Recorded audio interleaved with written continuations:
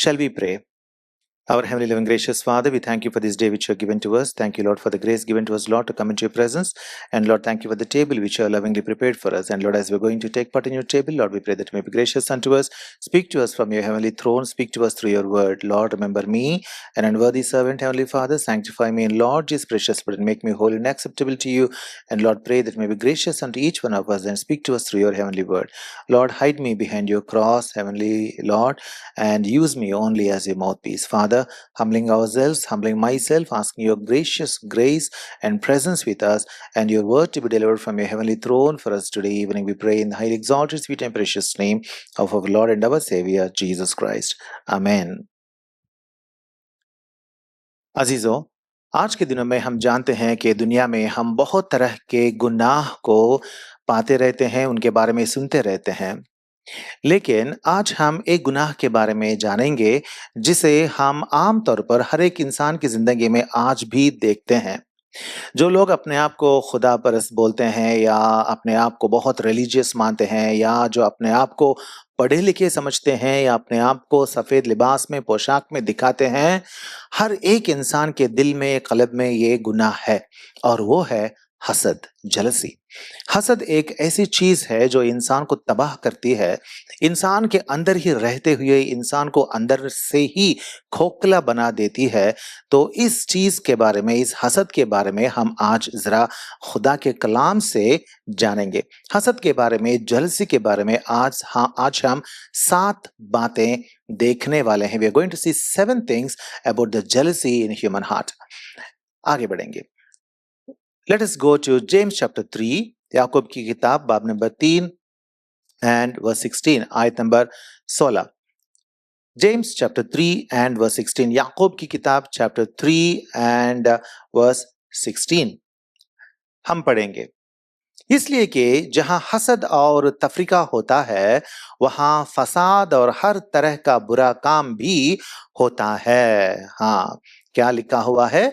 जहां हसद होता है, वहां फसाद और हर तरह का बुरा काम भी होता है। हाँ, देखिए, अगर इंसान के अंदर, अगर हमारे अंदर हसद होता है, जलसी होता है, तो क्या होता है? हमारे अंदर हर तरह का बुरा काम भी होने की गुंजाइश होती है। खुदा के कलाम में हम पढ़ते हैं कि ये हसद जो है एक इंसान के आइडेंटिटी को, एक इंसान के शनाख्त को, आइडेंटिटी को वो खराब कर देता है, मिटा देता है, मसख कर देता है। अजीजों, इसीलिए हमें याद रखना है that jealousy can distort and destroy our identity। हमारी शनाख्त को, हमारी आइडेंटिटी को वो खराब कर देता है। हसद इंसान में कहाँ रहता है? इंसान के अंदर रहता है। इंसान के अंदर रहता है। आम तौर पर लोग क्या करते हैं?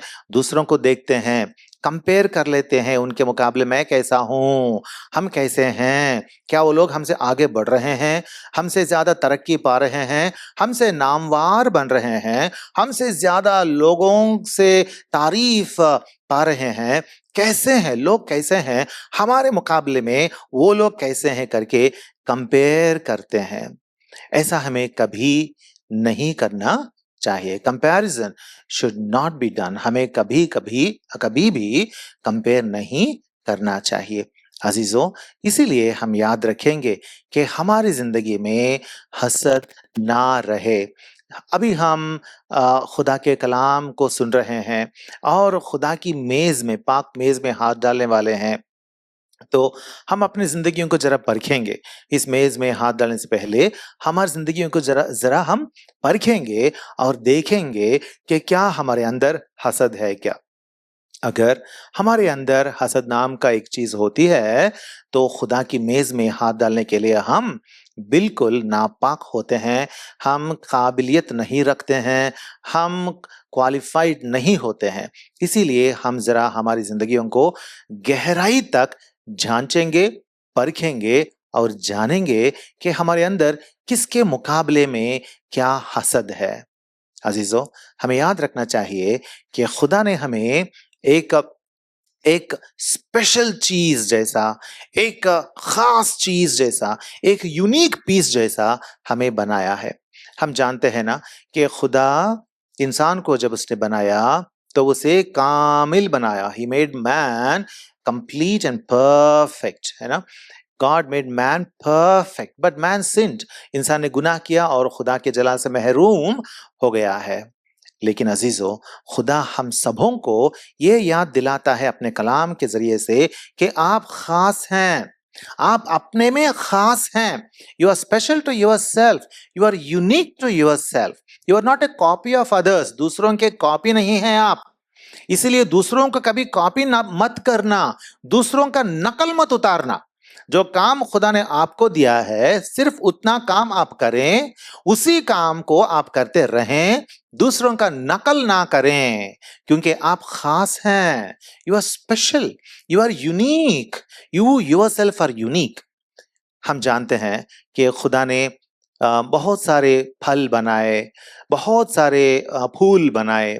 एक फल को दूसरे फल के से अगर हम कंपेयर करेंगे, एक आम को, एक मैंगो को अंगूर से, ग्रेप्स से अगर कंपेयर करेंगे, और ग्रेप्स को अगर हम अवोकाडो से कंपेयर करेंगे, और अवोकाडो को अगर हम नींबू से कंपेयर करेंगे, तो कैसे रहता? आम खाकर जायका जो लेते हैं, मजा जो लेते हैं, क्या वो मजा, वो जायका आपको अवोकाडो खाकर मिलता नहीं मिलता। लेकिन अवोकाडो कितना अच्छा फल है ना। बहुत कम कार्बोहाइड्रेट्स हैं, बहुत अच्छा ऑयल है। इंसानों के लिए, डायबिटिक्स के लिए भी वो बहुत अच्छा फल गिना जाता है, माना जाता है। लेकिन अगर हम कहें कि मैं आम ही खाऊंगा, अंगूर ही खाऊंगा, लेकिन अवोकाडो नहीं खाऊंगा या नींबू नहीं पीऊंगा, कितना वो अ, उम, अ, खट्टा है, इसलिए मैं लूंगा नहीं, नींबू को मेरे मुंह में मैं नहीं लूंगा करके अगर हम सोचेंगे, तो नींबू में जो विटामिन सी है और बाकी जो पोटेशियम है, बाकी चीजें जो हैं, उनसे हम महरूम हो जाएंगे, है ना। अजीजों, याद रखेंगे, आम फल जो होता है वो अवोकाडो से ये नहीं कह सकता कि मैं तुझसे बड़ा हूं। आम ज्यादा खाते खाते खाते जाएंगे तो क्या होता? हाँ, फैटी लिवर हो जाता, उसके बाद डायबिटीज हो जाता, है ना। अगर हम अवोकाडो ही ज्यादा खाते खाते खाते जाएंगे तो क्या होता? बॉडी में ऑयल बहुत बढ़ जाता, और कार्ब्स के साथ ऑयल खाने से क्या होता? दिल का दौरा, हार्ट अटैक हो जाता, है ना। हर एक चीज को एक मिकदार, एक डोज तक, हाँ, हमें एक लेवल तक खाना चाहिए, क्योंकि खुदा ने हर एक चीज को यूनिक बनाया है, यूनिक बनाया है। इसीलिए याद रखेंगे, हर एक फल को खुदा ने यूनिक बनाया, हर एक फूल को यूनिक बनाया। इसीलिए हमें भी खुदा ने यूनिक बनाया। दूसरों से कभी कंपेयर मत करें, मत करें। That will destroy, completely mutilate our character. हमारा किरदार जो होता है, हमारी आइडेंटिटी, हमारी शनाख्त जो होती है, उसे वो बिल्कुल मसख या नेस्त या खराब कर देता है हसद। So no comparison, no jealousy. अगर हमारी जिंदगी में इस तरह का कंपैरिजन है तो मिटा दें, निकाल दें। यह पहली बात है। खुदा के कलाम में जेम्स चैप्टर 3 व 16 में हमने इस बात को पढ़ी है कि हर तरह का बुरा काम, हाँ, हमारे अंदर आने की गुंजाइश होती है जब हम हसद को, जलसी को अपने अंदर रखेंगे, इसीलिए निकाल देंगे। हम 7 बातें देखने वाले हैं। दूसरी बात, let us go to Genesis. Genesis की किताब, पैदाइश की किताब को हम जाएंगे। हसद हम जानते हैं कि पहली किताब में ही, पहले लोगों से ही वो शुरू होकर आया था। हसद ऐसा ऐसा है, ऐसी चीज है जो पहली किताब, बाइबल की पहली किताब से ही, शुरुआत से ही हम इंसानों के अंदर शुरू होना देखते हैं। एक बार जब इंसान खुदा के जलाल से महरूम होकर गिर गया, तब से, उस वक्त से इंसान के अंदर ये हसद आना हम देखते हैं। Genesis chapter 4 versus 5 to 8। Genesis chapter 4 versus 5 to 8 मैं पढ़ता हूं। जेनेसिस, आप भी अपनी अपनी बाइबल्स खोलें और अपने अपने बाइबल्स में से आप भी जोर से, हो सका तो जोर से पढ़ें। पर कायीन को और उसके हदिये को मंजूर ना किया, इसलिए कायीन निहायत गजबनाक हुआ और उसका मुंह बिगड़ा।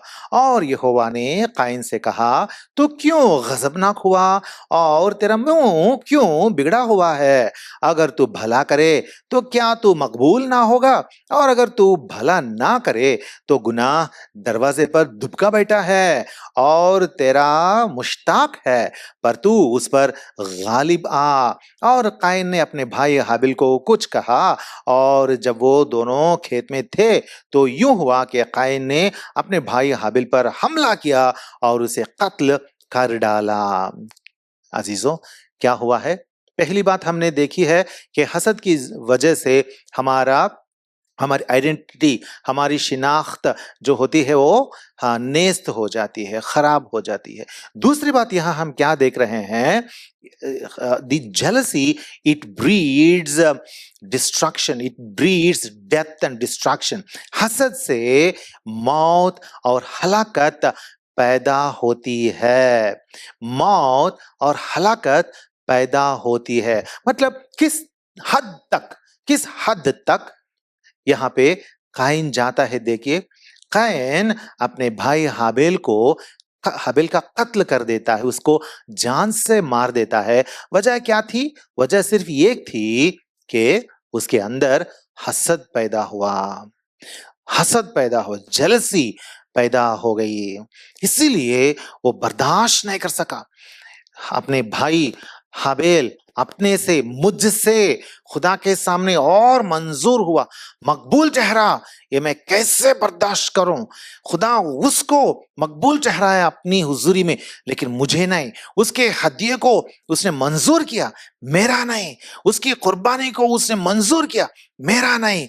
मैं झेल नहीं सकूंगा, बर्दाश्त नहीं कर सकूंगा इस बेइज्जती को करके वो उसने क्या किया? अपने भाई का कत्ल कर दिया। उसके मौत की वजह वो बन गया। अजीजों, हम याद रखेंगे, हसद हमें हमारे अंदर इस तरह हमारे किरदार को, हमारे कैरेक्टर को वो डिस्ट्रॉय करता है। Always jealousy breeds destruction, it brings destruction. हमेशा हसद जो है वो तबाही ही वो लाता है। सिर्फ और सिर्फ तबाही को ही वो पैदा करता है, तबाही ही वो लाता है। इसीलिए हमारी जिंदगियों को हम जांचेंगे, परखेंगे और देखेंगे कि हमारे अंदर झांक कर देखेंगे कि हमारे अंदर इस तरह का कंपैरिजन, इस तरह का जेलसी क्या हमारे अंदर किसी के मुकाबले में है क्या? अगर ऐसा है तो हम अपने आप को पाक-तरीन खुदा के पाक लेपालक बच्चे कैसे कह सकेंगे? अजीजों, अपने आप को हम धोखा ना दें। Let us not deceive ourselves by saying that we are the holy children of the most holy God, yet having jealousy in our hearts. इस दुनिया में अगर हम झांक कर देखें तो दुनिया में बहुत सारे लोग हैं।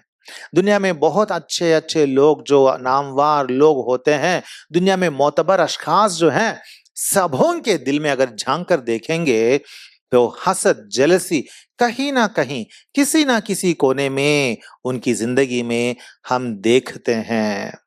कंपैरिजन बुरा नहीं है। कंपेयर करने से हमें तरक्की मिलती है। We'll get competitive spirit to grow in our life, but comparison at the level of jealousy is very dangerous. इसीलिए a healthy comparison, एक अच्छा कंपैरिजन जो होता है, एक अच्छा कंपटीशन जो होता है, एक अच्छा मुकाबला जो होता है, वो सेहत के लिए, जिस्मानी और रूहानी सेहत के लिए अच्छी चीज होती है। लेकिन जब वो हसद तक, उस हद तक वो जाए तो वो हमारे लिए जिस्मानी और रूहानी तरीके से नुकसानदेह होती है। इसीलिए अजीजों, याद रखेंगे, हसद अगर हमारे अंदर है तो वो हमारे अंदर तबाही पैदा कर सकता है। आगे बढ़ेंगे। तीसरी बात, मार्क्स गॉस्पेल, मरकुस की खुशखबरी, marks gospel chapter 15 versus 10 and 11, verses 10 and 11. मरकुस की खुशखबरी 15 की 10 और 11।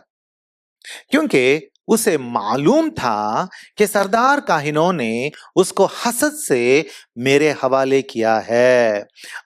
मगर सरदार काहिनों ने भीड़ को उभारा ताकि पिलातुस उनकी खातिर बरअब्बा ही को छोड़ दे।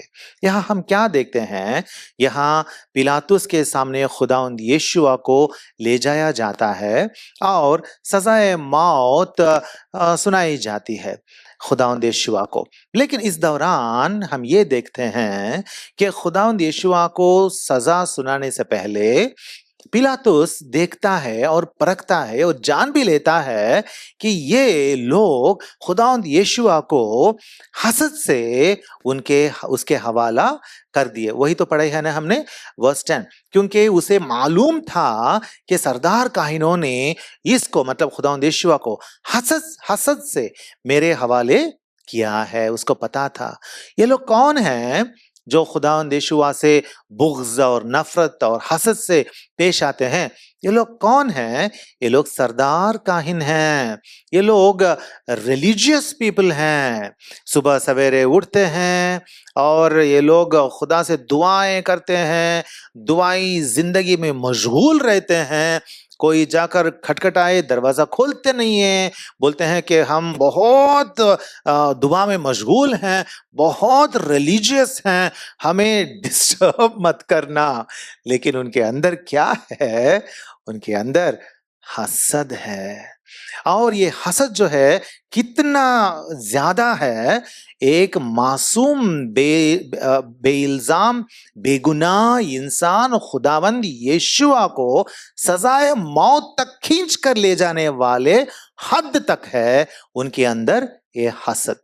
सुबह सवेरे उठते हैं, हाँ, सब कुछ दुआ और खुदा का कलाम पढ़ना खत्म करते हैं और सफेद पोशाक पहनते हैं, मेरे जैसे सफेद पोशाक पहनते हैं और बाहर जाते हैं और लोगों के सामने जाते हैं और कहते हैं खुदा के लिए ऐसा करो, ऐसा करो, ऐसा करो, खुदा ये चाहता है, वो चाहता है, ये चाहता है।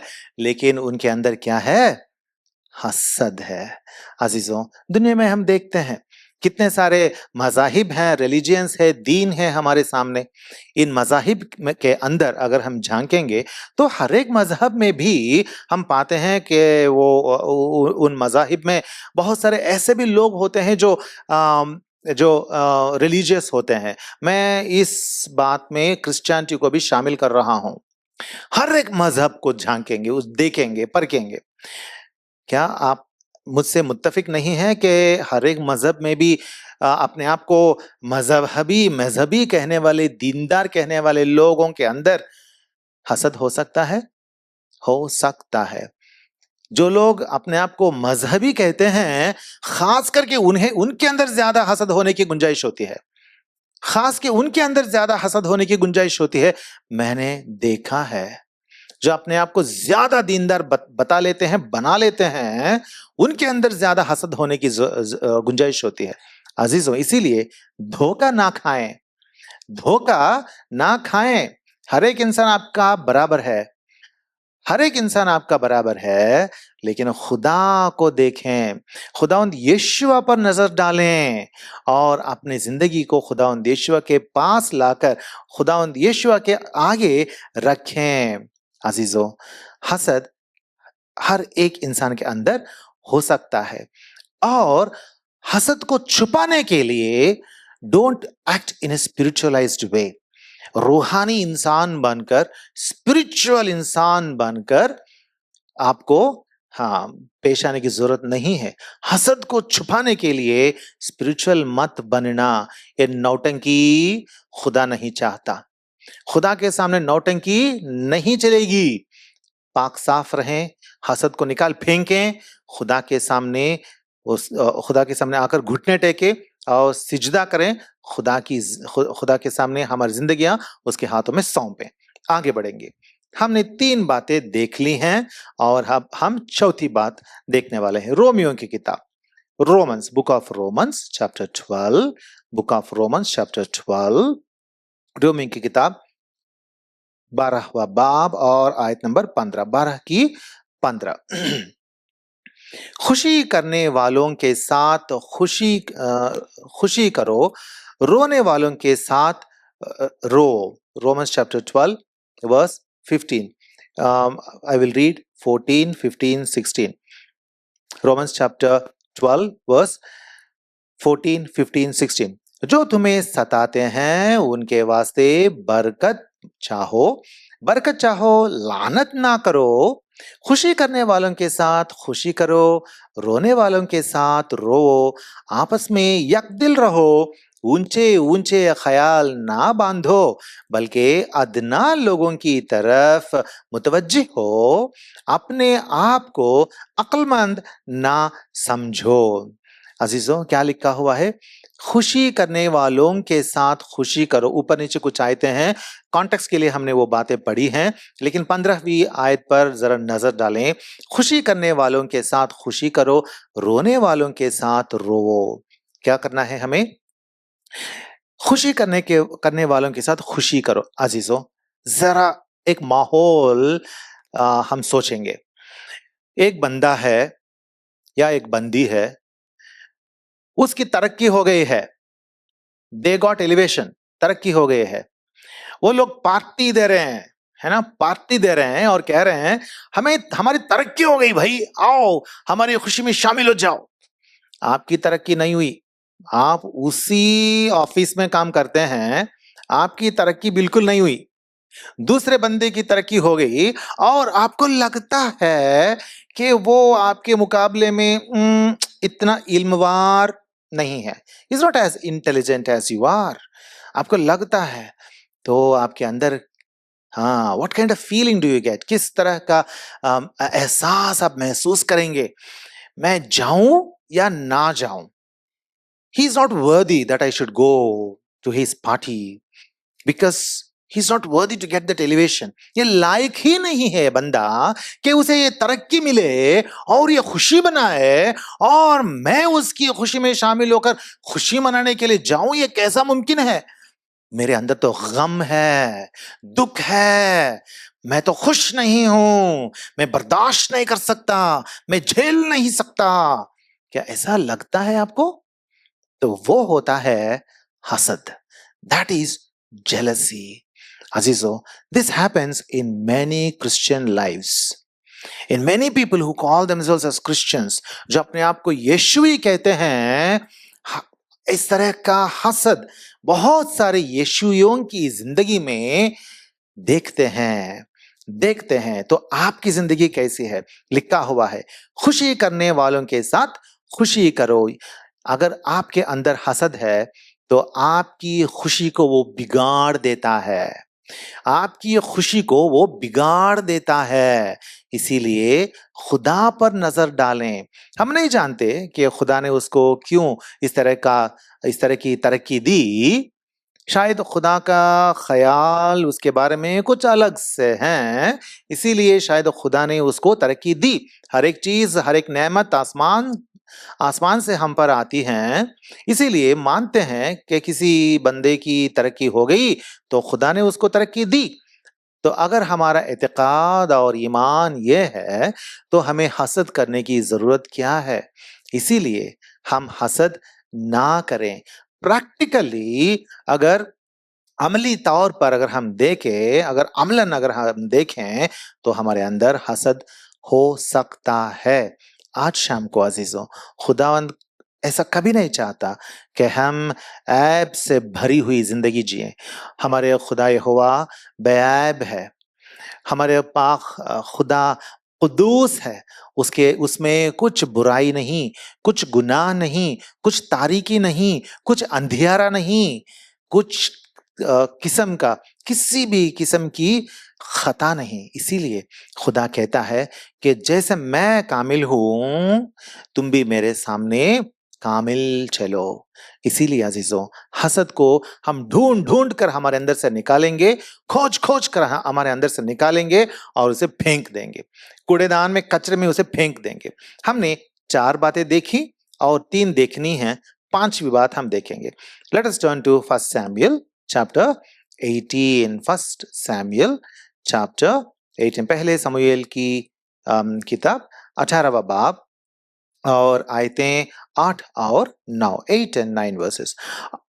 और साउल निहायत खफा हुआ क्योंकि वो बात उसे बुरी लगी, और वो कहने लगा, उन्होंने दावीद के लिए तो लाखों और मेरे लिए फक्त हजारों ही ठहराए, सो बादशाही के सिवा उसे और क्या मिलना बाकी है। सो उस दिन से आगे को साऊल दावीद को बदगुमानी से देखने लगा। क्या होता है यहाँ पे साऊल दावीद पर हसद रखना शुरू करता है, क्योंकि लोगों ने दावीद की तारीफ की थी। लोगों ने क्या कहा था, देखें 7वीं आयत, चैप्टर 18 वर्स 7, फर्स्ट सैमुएल। और वो औरतें नाचती हुई आपस में गाती जाती थीं, साउल ने तो हजारों को पर दावीद ने लाखों को मारा। हाँ, औरतें दावीद की तारीफ इस तरह करती करती जा रही थीं। इसीलिए साऊल जब उसने इन बातों को सुना तो उसे बहुत गुस्सा आया, वो निहायत खफा हुआ और वो दावीद को अपने मुकाबले में बहुत नीचा देखा। और इस तरह के अदना इंसान को इतनी बड़ी तारीफ मिले और मेरा बराबर हो जाए, इस बात को साऊल झेल नहीं सका और उसके अंदर हसद पैदा हो गया। हम भी कभी कभार, अब तो हमें लगेगा कि मेरे अंदर तो हसद नहीं है, मेरे अंदर तो बिल्कुल हसद नहीं है, मैं तो पाक साफ हूं, मेरे अंदर बिल्कुल हसद नहीं है, किसी को भी खुदा कुछ देगा तो देने दे, मुझे क्या है, देने दे, ऐसा लगता है। लेकिन जब असल वक्त में जब हम पहुंचेंगे, जब हम उस आजमाइश के वक्त में जब हम पहुंचेंगे, तो हमें अपने आप को बरकरार रखना है, अपने आप को हमें बचाकर पाक रखना है अजीजों। इसीलिए हम याद रखेंगे उस वक्त, हमें इस बात को याद रखना है, अगर हसद पैदा हो तो उस वक्त हमें याद रखना है कि मैं भी साउल जैसा हसद से नहीं भरूंगा, मैं अभी भी इनसिक्योर फील ना करूंगा। यहाँ क्या होता है, साउल के अंदर एक इनसिक्योरिटी आ जाती है। क्यों इनसिक्योरिटी आती है? क्योंकि उसने सोचा कि इसकी तरक्की हो रही है, इसकी सिताइश गा रहे हैं लोग, इसकी तारीफ गा रहे हैं लोग, इसीलिए साउल के अंदर दावीद के मुकाबले में इनसिक्योरिटी पैदा हो गई। हमारे अंदर इस तरह की इनसिक्योरिटी आ जाएगी। इसीलिए अजीजों, हम हर एक चीज को खुदा के हाथों में रखें। हमारी जिंदगी में जो कुछ भी होगा वो हमारे आसमानी बाप की मर्जी के मुवाफिक होगा, उसकी मर्जी के मुताबिक ही होगा, उसकी मर्जी के मुताबिक, उसके बगैर उसकी मर्जी के मुताबिक कुछ नहीं होने वाला। इसीलिए याद रखें, खुदा पर ही हमेशा हमारी नजर डालती रहें। आगे बढ़ेंगे। Sixth thing, first Peter chapter 2 verse 1. We are seeing these references, these examples, so that we may understand that people have actually suffered because of jealousy in their life, and we should not suffer with the same jealousy. इसीलिए हम आगे पीछे करके खुदा के कलाम में से बहुत सारे लोगों की जिंदगियां देख रहे हैं। देखेंगे फर्स्ट पीटर चैप्टर 2 वर्स 1।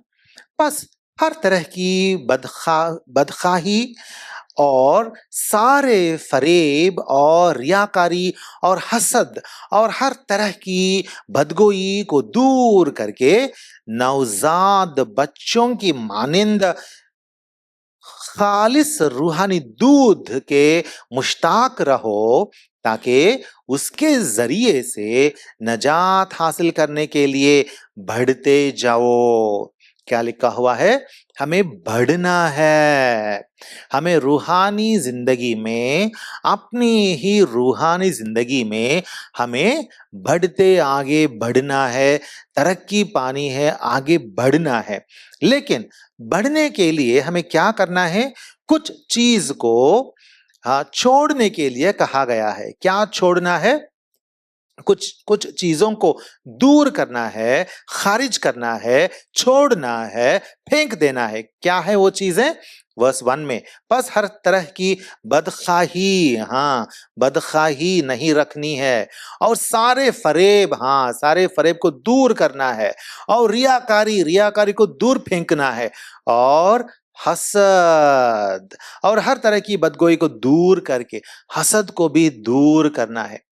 अजीजों, बदगोई कहाँ दिखाई देती है? अगर कोई बंदा दूसरे बंदे के बारे में कुछ बुरा भला बोलने लगा, तो बदगोई सामने आ जाती है, हमें पता चल जाता है कि ये बदगोई कर रहा है, वो दिख जाती है बदगोई, है ना? फरेब, सारा फरेब, अगर कोई छल करेगा, फरेब करेगा, वो भी दिखता है। और रियाकारी दिखता है, ऊपर बहुत अच्छा सफेद पोशाक पहनेगा और अंदर वो झूठ बोलने वाला इंसान है, पता चलता है। लेकिन हसद पता नहीं चलता।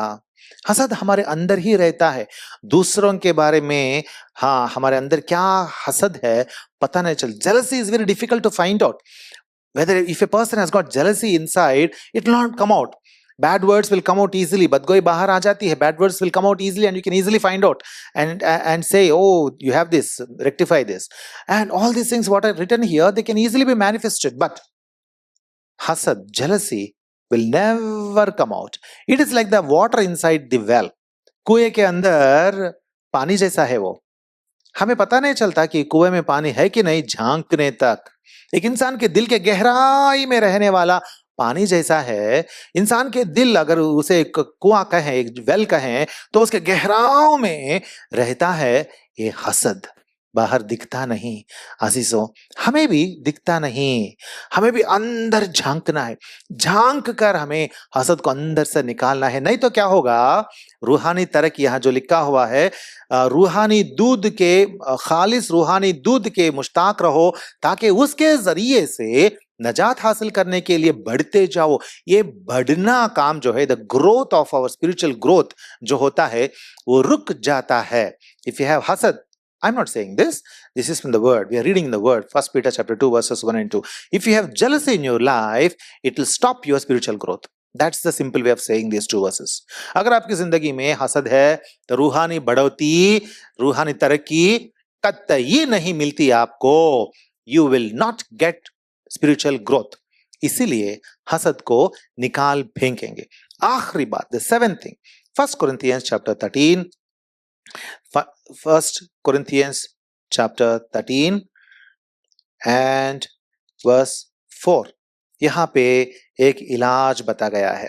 देखें 1 Corinthians chapter 13 verse 4, मोहब्बत साबिर है और मेहरबान, मोहब्बत हसद नहीं करती, मोहब्बत शेखी नहीं मारती और फूलती नहीं।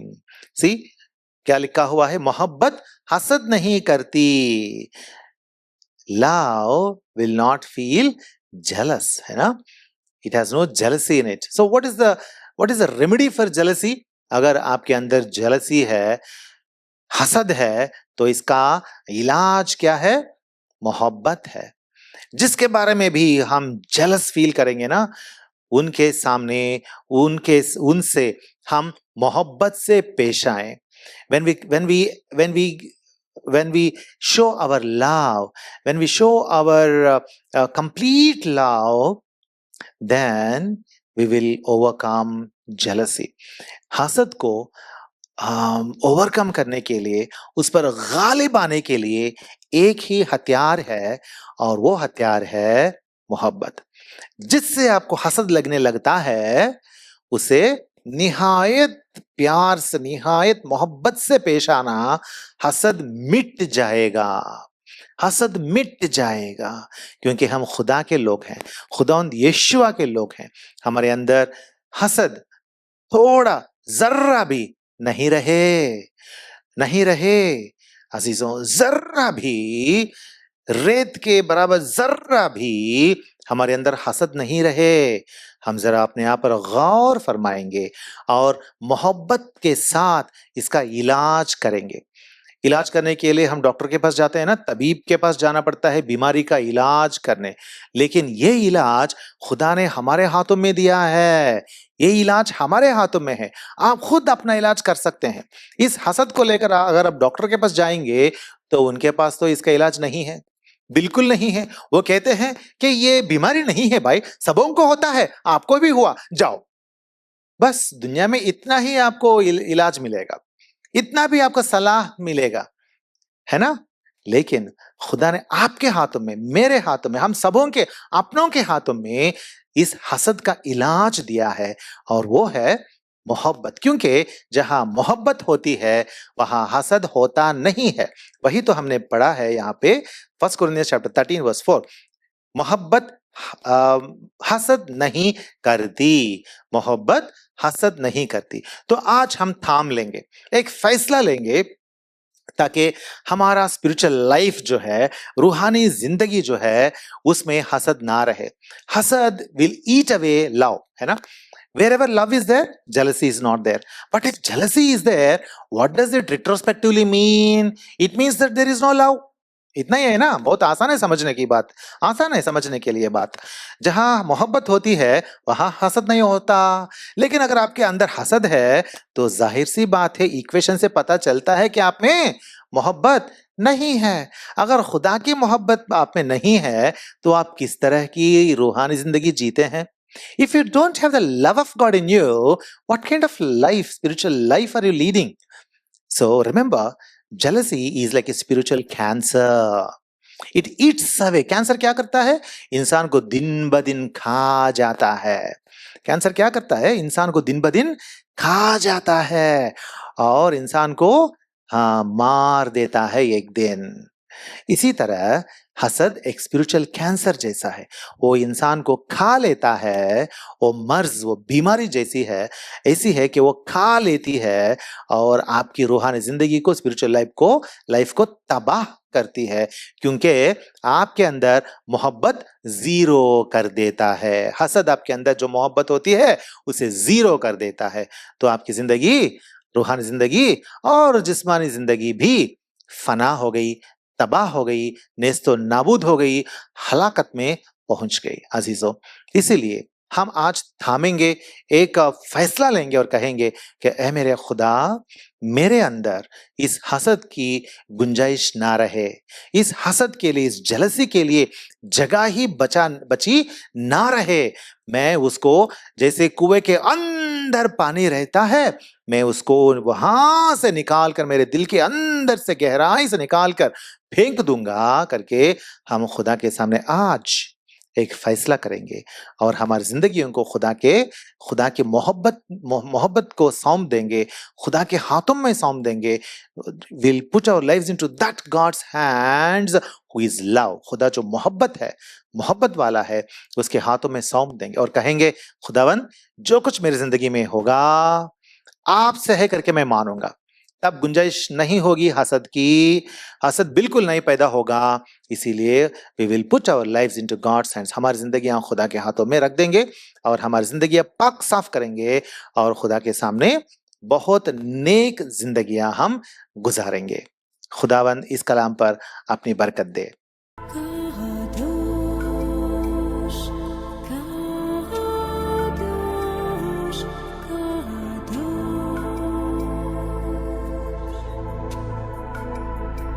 Adore